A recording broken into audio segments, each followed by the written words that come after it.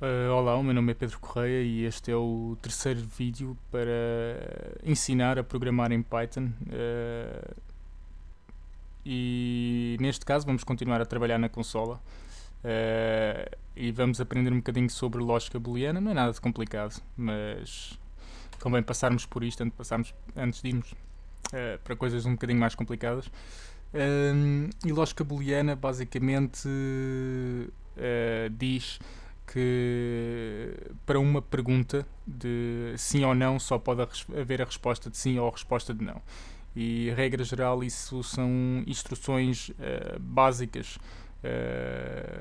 para computadores que funcionam com base em linguagens binárias. Binárias quer dizer que só têm dois símbolos possíveis. Imaginem 0 ou 1, A ou B, qualquer coisa, mais ou menos, etc. No vídeo anterior tivemos a falar sobre algumas coisas como operadores matemáticos, como é o caso da soma, não é? 1 mais 1, em que utilizamos o mais, 1 menos 1, utilizamos o menos, estes são bastante óbvios. 2 vezes 3, isto é uma multiplicação, 2 dividido por 3 utilizamos a barra, enquanto na multiplicação utilizamos o asterisco para fazer a potência de 2 levantado a 3, portanto fazemos 2 asteriscos e temos lá o 2 levantado a 3. Falei também em precedências, em que basicamente vocês têm que saber algumas instruções algumas prioridades que o Python vai ter quando está a analisar as contas que vocês estão a fazer. Basicamente, se eu quiser fazer 2 mais 2 a dividir por 4, convém que eu meta aqui, por exemplo, um parênteses para ele fazer esta conta primeiro e só depois é que divide tudo por 4. Vamos agora então passar para a lógica booleana. Tal como eu estava a dizer, a lógica booleana são perguntas que vocês fazem que o Python vai responder se é verdadeiro ou se é falso. Ou vocês próprios é que afirmam que é verdadeiro ou que é falso. Para dizer que um valor é verdadeiro ou falso, ou que uma expressão é verdadeira ou falsa, vocês fazem, por exemplo, que perguntam, por exemplo, como é que eu pergunto se 2 é igual a 2? Em vez de utilizar o igual, que é um sinal de atribuição, porque se eu utilizasse só um igual, estaria a dizer que 2 é igual a 2, e ele, neste caso, não consegue fazer nada, porque 2 é de facto igual a 2 e ele está a tentar fazer uma atribuição a uma constante e não consegue fazer isto. Vou fazer x igual a 2. E com isto fiz uma atribuição porque x não existia antes. E agora quero perguntar se x é igual a 2. E então utilizo os dois iguais. E eu vou perguntar e ele diz-me que é verdadeiro. E agora vou perguntar se x é igual a 3 e ele responde-me que é falso, porque de facto x é igual a 2. Da mesma maneira que utilizamos os dois iguais para fazer uma pergunta de sim ou não, ou de verdadeiro ou falso, se 2 é igual a x ou outro número qualquer, podemos utilizar também o maior. Por exemplo, x é maior que 1. Sim. X é menor que 1. Ele vai-me dizer que não, porque x é igual a 2, é obviamente maior que 1 e obviamente que não é menor que 1. Para fazer o diferente, podemos perguntar se x é diferente de 5. Ele vai-me responder que sim, x é diferente de 5. X é diferente de 2? Não. X não é diferente de 2, x é de facto 2.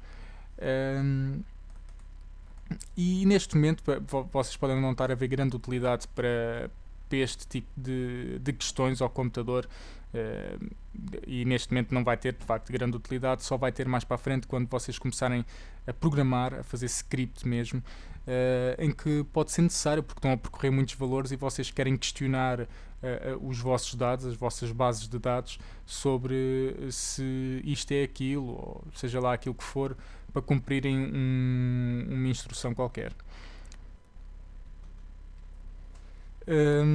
E pronto, em relação à lógica base do Python, é mais ou menos isto que podemos dizer em relação a isto. Eu só posso caminhar para outros objetos um bocadinho mais complexos, não tem muito que saber.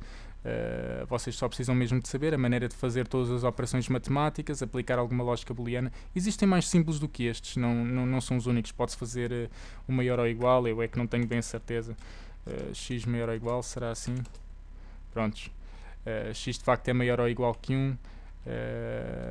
Vamos lá experimentar o 2. Sim. E já agora o menor, para vocês verem. E entre outras, com certeza, não me consigo recordar de todas. Este tipo de tabelas de precedência está em todo lado, e vocês, se tiverem dúvidas, também é uma questão de experimentar aqui na consola para ver o que é que resulta. Não é nada de muito complicado, suponho eu. Vou agora ensinar a fazer uma coisa, tirar aqui uns minutos para vos iniciar numa coisa que são listas. E o que é isto de uma lista? Uma lista é um vetor. Eu, neste caso, quero fazer um vetor de números.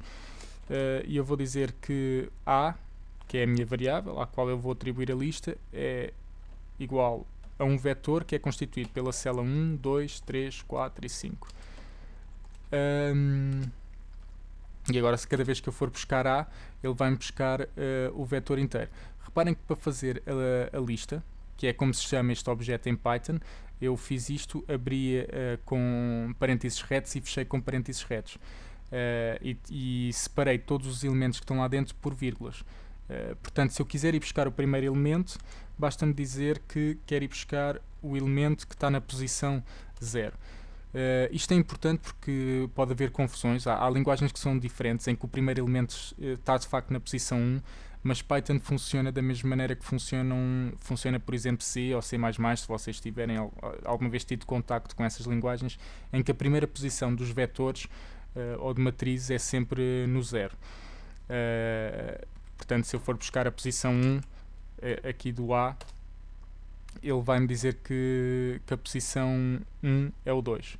Portanto, a posição 0 do A é igual a 1, a posição 1 do A é igual a 2, e se eu for buscar a 3, a posição 2 vai-me dar o 3, a 13 vai-me dar o 4 e a 4 vai-me dar um 5. Eu posso fazer o mesmo, mas ao contrário. Quero ir buscar a posição que está menos 1. Isto pode não ter grande significado para vocês, porque sei lá, em termos de uma lógica puramente matemática, ele iria buscar a posição que estava aqui para trás do vetor, que não existe, mas basicamente ele interpreta isto como estar a fazer a conta ao contrário. Ele vai buscar a última posição. Portanto, se eu meti menos 1, ele foi buscar o 5. Se eu meter menos 2, ele vai-me buscar o 4 e por aí adiante. Dentro das listas, eu estou para aqui a meter números, mas se eu disser, por exemplo, que i é igual a 1, eu posso utilizar o meu i para ir buscar a posição 1, não é? E posso fazer atribuições diretamente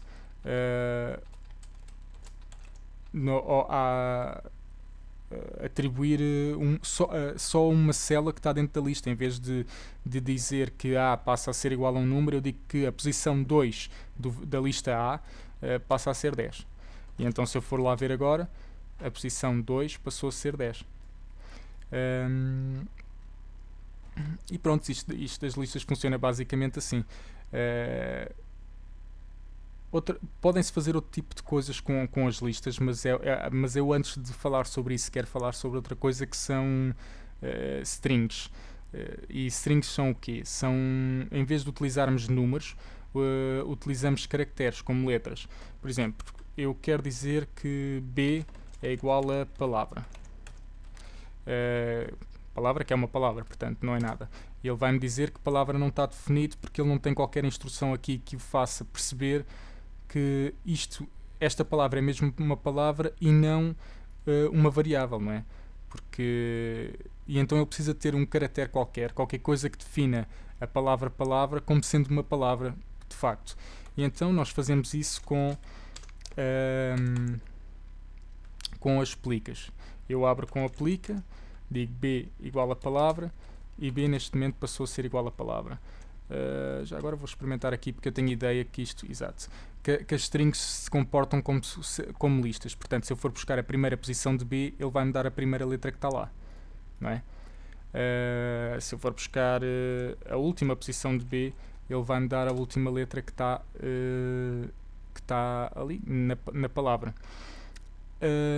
Nós no próximo vídeo vamos continuar a falar em strings e mais tarde voltaremos a entrar outra vez nesta história das listas, porque porque é bom nós termos alguma experiência a lidar com strings, porque são coisas muito comuns. Vocês cada vez que querem mexer em caminhos de fecheiros ou querem dar títulos a gráficos que vocês vão fazer, entre outras muitas coisas, vocês vão ter que utilizar strings, e então acho que convém dar um vídeo especialmente sobre isso. Este vai ficar por aqui. Até à próxima.